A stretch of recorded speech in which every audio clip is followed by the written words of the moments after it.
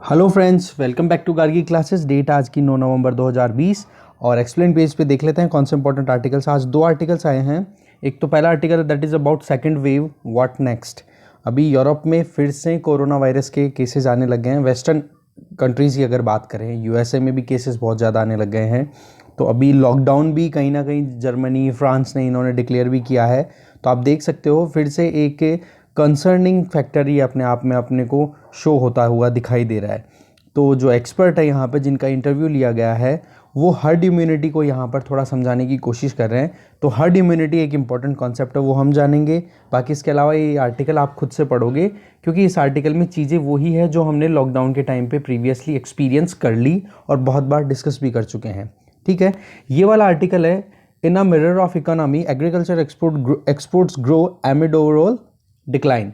Overall तो export देखें India से तो वो तो हमारा डिक्लाइन किया, बट एग्रीकल्चर एक्सपोर्ट जो है वो थोड़ा सा राइज हुआ है। तो हमें एक तो इस वाले लास्ट वाले इन दो पैराग्राफ में हम देखेंगे कि क्या तो ब्रॉडर ट्रेंड रहा है, क्योंकि ब्रॉडर ट्रेंड है ना, उसमें से क्वेश्चन ज़्यादा आते हैं।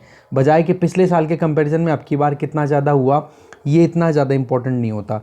इस शुरुआत वाले इन दो पैराग्राफ्स में हम देखेंगे कि बासमती राइस इंडिया कौन कौन से कंट्रीज़ को एक्सपोर्ट करता है, क्योंकि आजकल इस तरीके के क्वेश्चन आने लग गए हैं कि इंडिया किस कंट्री को एक्सपोर्ट ज़्यादा करता है, या स्टेट लेवल एग्ज़ाम्स में ऐसे क्वेश्चन आते हैं जैसे बासमती राइस के ऊपर ही आ गया कि डिक्लाइनिंग ऑर्डर में या फिर डिक्रीजिंग ऑर्डर में आप 4 कंट्रीज़ के नाम बताओ जहाँ पर इंडिया एक्सपोर्ट करता है बासमती राइस सबसे ज़्यादा।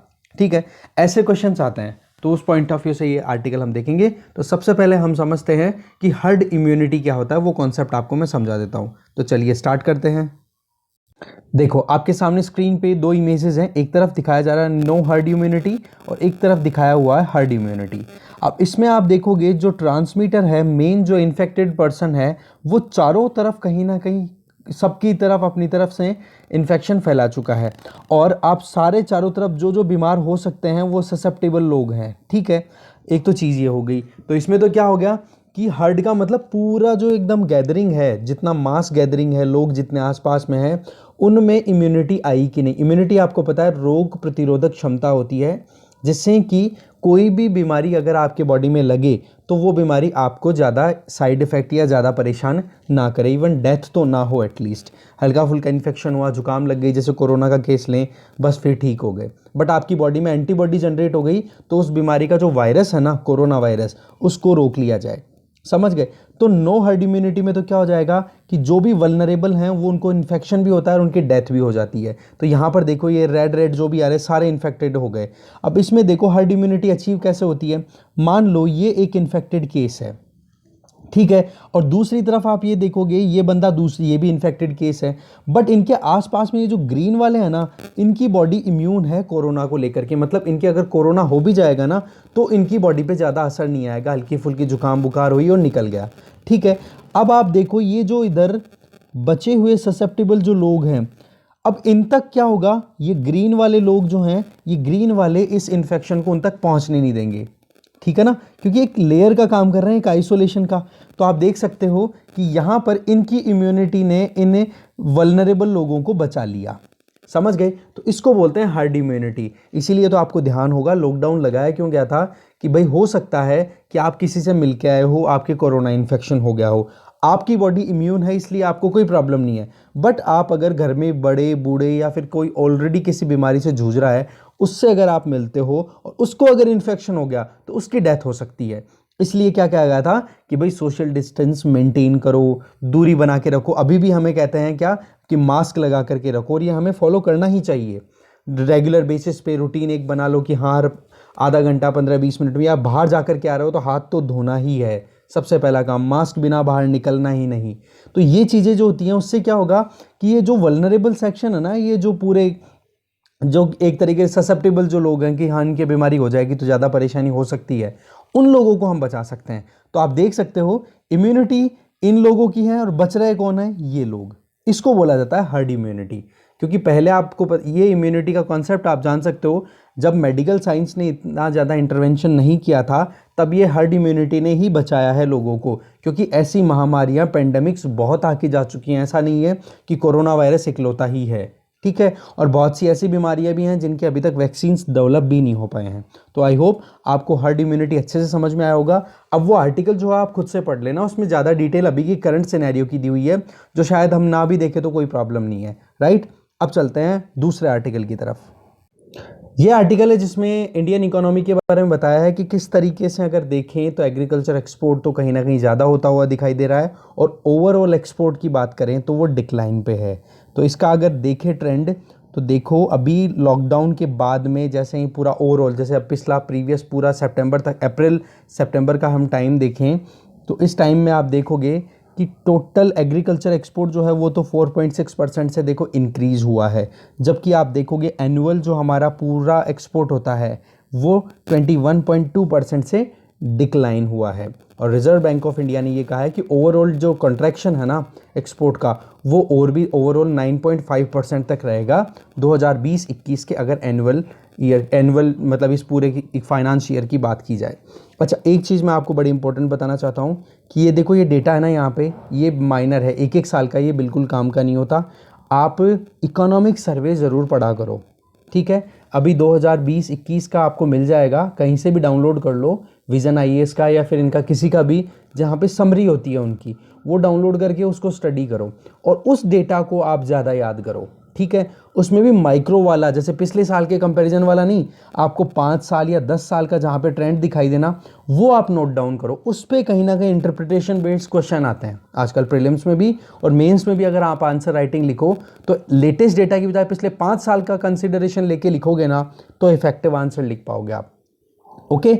अब यहाँ पर जो एग्रीकल्चर जो राइज हुआ है एक्सपोर्ट का, उसमें टॉप परफॉर्मर कौन है, इसमें सबसे पहला है राइस। राइस में भी आप पर्टिकुलर देखोगे तो बासमती राइस। अब यहाँ पर पॉइंट यह आ जाता है कि बासमती राइस हम कौन कौन से कंट्रीज़ को एक्सपोर्ट करते हैं, तो ये आप लिख लेना, वेस्ट एशियन कंट्रीज़ जैसे ईरान, सऊदी अरब, इराक, यूएई, कुवैत। इसके अलावा आप देखोगे तो यमन हो गया, इसके अलावा यूएस और यूके, यहाँ पर तो बासमती राइस जाते हैं। बासमती राइस देखो अच्छी क्वालिटी के होते हैं, इसलिए ये रिच कंट्रीज़ हैं। फिर बात आ जाती है नॉन बासमती राइस की, तो वो हम एक्सपोर्ट करते हैं किसको, Benin, Nigeria, Togo, Ivory Coast, Liberia, Guinea, Senegal, या फिर ईस्ट अफ्रीकन कंट्रीज़ में बात करें सोमालिया, जिबूती, या फिर यूएई और नेपाल को भी हम नॉन बासमती राइस एक्सपोर्ट करते हैं। कहने का मतलब जहाँ पर थोड़ी सी कमी है, वहाँ पर पैसों की कमी है, थोड़े गरीब कंट्री हैं, वहाँ पर जाते हैं नॉन बासमती राइस, और जो रिच कंट्रीज है जहाँ से हम ट्रेड करते हैं वहाँ हम बेचते हैं बासमती राइस। तो एक तो राइस अच्छा परफॉर्म कर रहा है, दूसरा शुगर एक्सपोर्ट जो है वो भी लगातार बढ़ता चला जा रहा है। और उसकी बाद में आप देखोगे थर्ड जो इम्पोर्टेंट है, जैसे कि कॉटन जैसे जो फाइबर हैं वो, ठीक है। तो टेक्सटाइल फाइबर जो नेचुरल फाइबर्स होते हैं उनकी भी जो गांठें हैं, ठीक है, बॉल्स जिनको बोला जाता है, वो भेजी जा रही हैं, तो उनका एक्सपोर्ट ज़्यादा हुआ है। तो यहाँ पर ये देखो एनुअल है, डेटा काम का नहीं है, बट पॉइंट हमें ध्यान रहना चाहिए कि एक्सपोर्ट में सरप्लस में क्या जा रहा है, क्योंकि आजकल इस तरीके के डेटा पर बेस्ड ही क्वेश्चन प्रीलिम्स में आ रहे हैं। आप उठा के देखो क्वेश्चन पेपर। अब इस आर्टिकल में जो सबसे इंपॉर्टेंट चीज़ है ना, उस पर हम सीधा चलते हैं, क्योंकि आप ये ऊपर वाला ट्रेंड भी देखोगे तो ये देखो 2019 दिसंबर से लेके अक्टूबर 2020, पिछले एक साल का है, ज़्यादा काम का इंपॉर्टेंट डेटा नहीं है। ब्रॉडर ट्रेंड जो होता है वो सबसे इंपॉर्टेंट है, वो हम जानने की कोशिश करते हैं। देखो एग्रीकल्चरल कमोडिटी की अगर बात करें तो वर्ल्ड प्राइस देखा जाए तो वो देखो अभी डिक्लाइन करता हुआ दिखाई दे रहा है। पहले क्या था कि जब पेंडेमिक आउटब्रेक हुआ था मार्च अप्रैल में थ्रू आउट वर्ल्ड, जब लॉकडाउन्स लगने शुरू हुए थे, उसके पहले तो देखो कहीं ना कहीं प्राइस राइज था, पर जैसे ही पेंडेमिक आउटब्रेक हुआ तो क्रैश डाउन हो गया लॉकडाउन लगते ही। मतलब ज़्यादातर कंट्रीज़ में क्या हो गया, डिमांड एकदम से रुक गई, क्योंकि इकोनॉमी का पहिया ही रुक गया, तो वही बात है, असर तो पड़ेगा। फिर अगर हम बात करें United Nation food and agriculture organisation FAO की, तो उनका एक फूड प्राइस इंडेक्स आता है, ठीक है। उसका बेस ईयर अभी करंट क्या चल रहा है, 2014-16, उसको 100 मान के चलते हैं।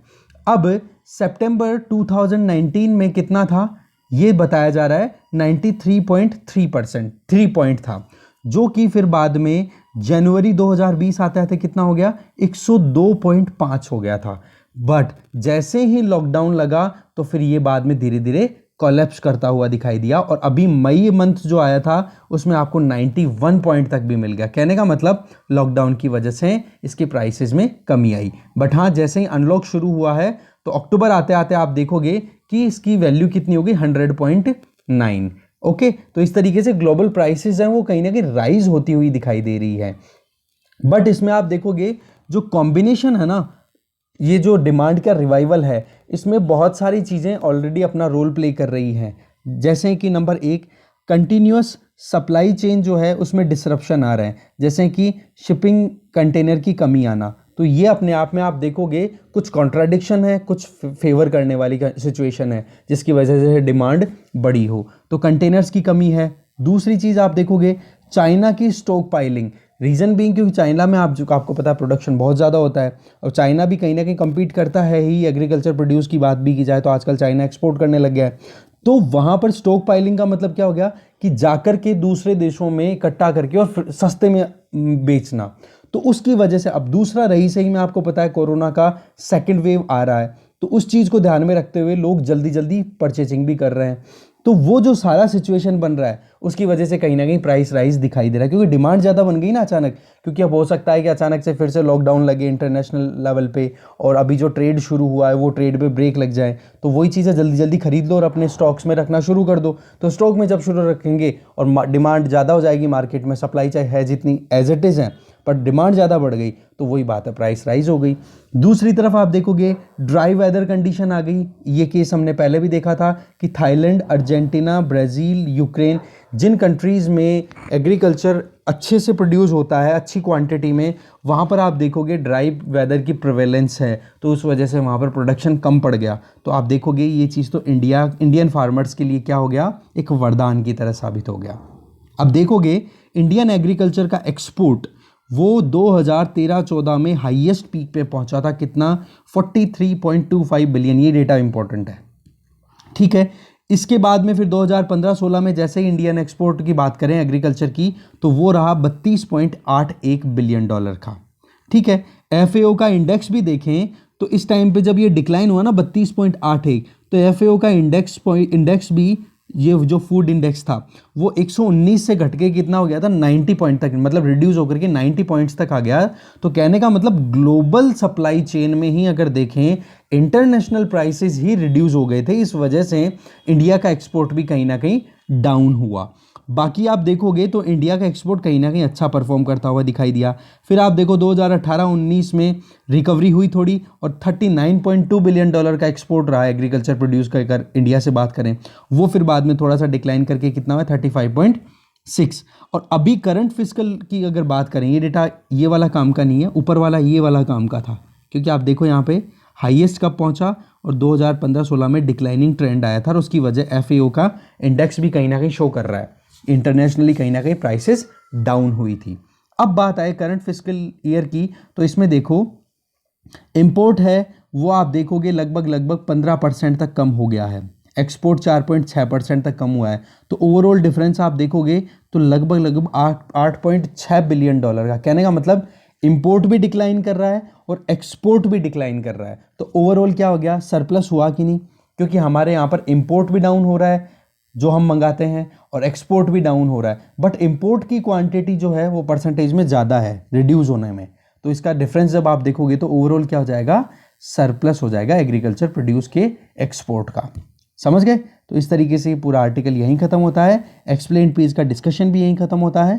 Thank you very much for watching this video. अच्छा, एक चीज़ मैंने अभी एक मैसेज डाला है, आप देख सकते हो टेलीग्राम चैनल पे, कि अगर आप इंडियन एक्सप्रेस का पीडीएफ लेना चाहते हैं तो किस तरीके से एक्सेस कर सकते हो, सेम डे सुबह 6:30 बजे, ठीक है। तो आप ज्वाइन कर सकते हो वहाँ पे, एक सिंपल सा प्रोसेस है, स्मॉल अमाउंट आपको देना होगा, उसके बाद में आपको इजीली एक्सेसिबिलिटी हो जाए, सुबह 6:30 बजे आप उस सेम डे आप इंडियन एक्सप्रेस की पीडीएफ एक्सेस कर सकते हो, ठीक है। चलिए, थैंक यू वेरी मच।